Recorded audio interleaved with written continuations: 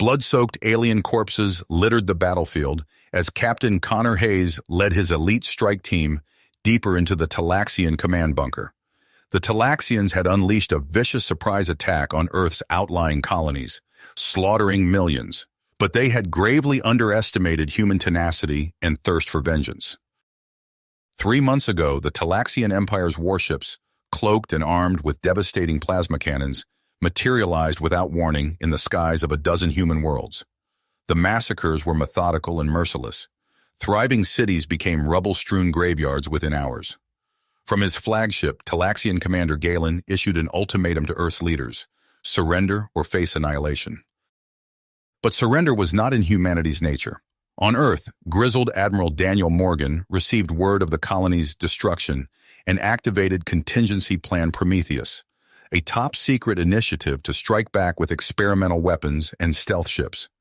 From hidden lunar bases, swarms of Wasp fighters, armed with antimatter torpedoes, sliced into Talaxian space. The nimble craft crippled enemy capital ships in daring hit-and-run attacks before vanishing like ghosts. Simultaneously, mammoth Goliath battleships, their hulls encased in nigh-impenetrable neutronium alloy, ambushed Talaxian supply convoys with particle beam broadsides. The Talaxian war machine faltered as its lifeblood of fuel and ammunition ran dry. Galen, watching his fleet crumble before this furious onslaught, realized the terrible depth of Talaxian miscalculation. These humans were far more dangerous than the Empire had believed. As Talaxian ships fell back in disarray, the subject races the Empire had long held in thrall stirred with the first embers of rebellion. A war to shake the foundations of galactic civilization had begun, pitting the might of an enraged Earth against the crumbling armies of a once invincible alien power. Humanity would fight to the last to ensure its survival and its dominance over the stars. As the Talaxian fleet reeled from the devastating human counterattack, fissures erupted within the Empire's once unified leadership. In her command cruiser's shadowed war room, Admiral Zora studied holograms of the latest battles with predatory intensity. Her lips curled in a contemptuous sneer as she watched Talaxian ships crumple before the human onslaught like cheap tin. Zora had always viewed Galen as weak, too cautious and hidebound to lead the Talaxians to their destined supremacy over the lesser races. His failure to crush the humans quickly and decisively only confirmed her suspicions. The Empire needed a new leader, one with the ruthless will to victory at any cost. And who better than herself? With a curt gesture, Zora summoned her most loyal officers, the captains of the Crimson Legion. These hardened veterans, their faces crisscrossed with scars from 100 vicious campaigns, would follow her to the gates of hell itself. As they assembled around the war room's obsidian table, Zora laid out her audacious plan. "The time has come, my brothers and sisters, to seize our destiny," she declared, her voice ringing with awe-inspiring fury. "Galen's incompetence has brought us to the brink of ruin. We must act now, before all is lost." Zora's captains nodded in grim agreement, their eyes glittering with barely suppressed bloodlust. They had chafed under Galen's leadership for too long, yearning for a return to the days of unbridled conquest and glory. "I want the Crimson Legion deployed to these key strategic systems immediately," Zora commanded, jabbing a taloned finger at a series of flashing red dots on the holographic star chart. "Secure the shipyards, the munitions depots, the comm relays. We must control the sinews of the war machine." As her captains saluted and hastened to carry out her orders, Zora allowed herself a tight, predatory smile. Galen would never see the blow coming until her hands were already around his throat. And then, with the might of the Empire firmly under her control, she would show the humans the true meaning of war. Light years away, in a nondescript freighter, drifting through the inky void, a man known only as Ghost decrypted the latest burst transmission from human intelligence. His eyes narrowed as he read the intercepted Talaxian communiques, a slow smile spreading across his angular face. So the Talaxian leadership was fracturing, just as Admiral Morgan had predicted. Ghost felt a flicker of admiration for the canny old warrior's strategic acumen. Morgan had a knack for sniffing out the enemy's weaknesses and exploiting them with ruthless precision. Ghost leaned back in his command chair, steepling his fingers as he contemplated the opportunities this presented. If he could get his agents in place quickly enough, they could fan the flames of discord within the Talaxian ranks, turning the alien factions against each other. Every Talaxian ship destroyed by friendly fire was one less the human fleet had to face. He began tapping out orders on his encrypted comlink, dispatching his operatives to the rest of worlds groaning under Talaxian occupation. There they would make contact with the long, simmering resistance movements, providing them with weapons, intelligence, and targets. As the covert missions unfolded, Ghost allowed himself a momentary fantasy of the mayhem to come. Power plants erupting in gouts of flame, Talaxian governors dragged from their palaces by angry mobs, supply convoys vanishing into the jungle never to be seen again. The Talaxians would learn the price of underestimating human purpose. "Time to go to work," Ghost murmured to himself, a predatory glint in his eyes as he watched his agents' progress reports scroll across the screen. The real war, the shadow war of spies and saboteurs and rebel partisans, was just beginning, and that was a war he knew how to win. Admiral Daniel Morgan stood before the holographic display in Earth's Central Command, his weathered face illuminated by the swirling galactic map.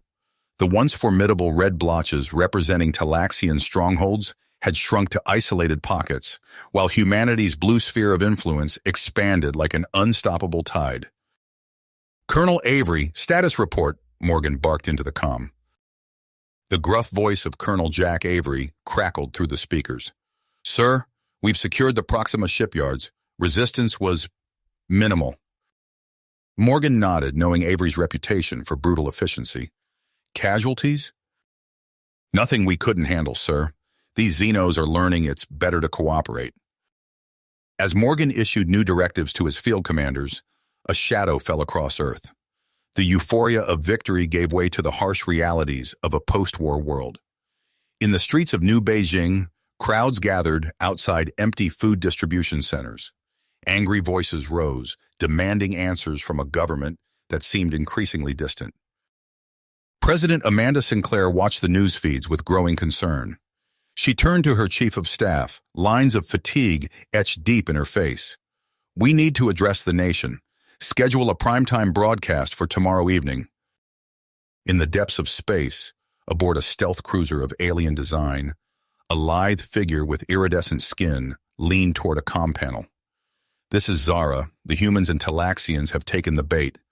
Proceed to Phase 2. Moments later, a Talaxian outpost erupted in nuclear fire. On the other side of the galaxy, a human colony went dark, its distress beacon silenced mid-transmission. Admiral Morgan's eyes narrowed as reports of the attacks flooded in. Something didn't add up. He activated a secure channel. "Ghost, I need eyes on this. Full deniability." But Ghost never responded. His ship, usually a ghost in the void, had become a real phantom. On the Talaxian homeworld, Admiral Zora paced before a gathering of her most trusted officers. "The humans have shown their true colors," she snarled, gesturing to footage of the destroyed outpost. "We will repay them tenfold." As Zora outlined her audacious plan, a junior officer named Lyra felt her heart's race. This was madness. It would doom both their species. She slipped away from the briefing, her mind racing. There was only one option left: warn the humans. Colonel Avery and his Marines had just pacified another rebellious settlement when Lyra's encrypted message reached them. He scanned the contents, his battle-hardened face growing grim. "Saddle up, boys," he growled to his team. "Looks like our rodeo ain't over yet." As Avery's strike force raced toward the Talaxian staging ground, President Sinclair faced the cameras in the Oval Office. She took a deep breath, steeling herself to address a nation on the brink. "My fellow citizens," she began, her voice steady despite the weight of billions of lives resting on her shoulders. "We find ourselves at a crossroads." But even as she spoke, Zora's cloaked armada slipped past the outer sensors of the solar system, their antimatter warheads primed.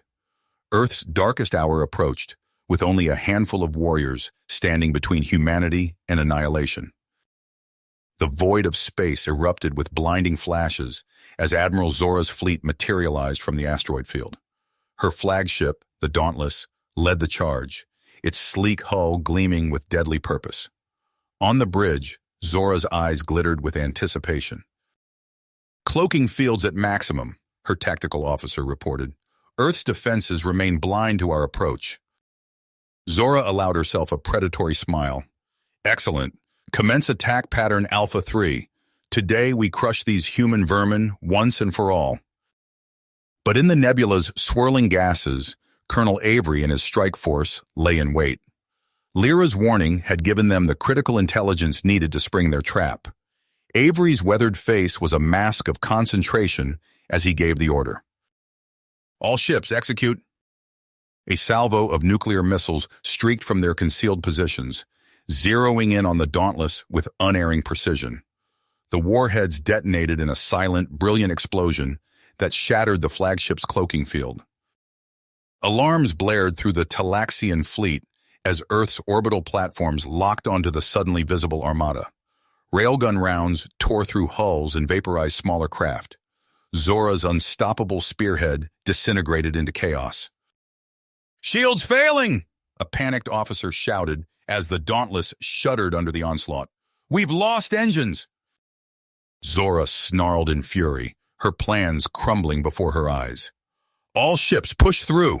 We still outnumber them.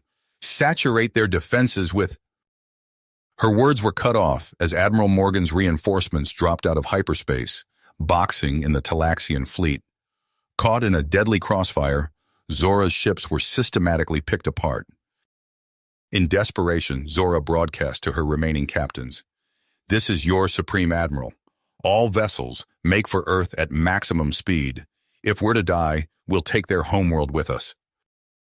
The surviving Talaxian ships surged forward in a suicidal charge. But Admiral Morgan had anticipated this last gambit. At his command, a dozen massive dreadnoughts emerged from behind Earth's moon, relics of humanity's early forays into space, now retrofitted with terrifying new weapons. One by one, the lumbering behemoths unleashed their payload of guided antimatter warheads.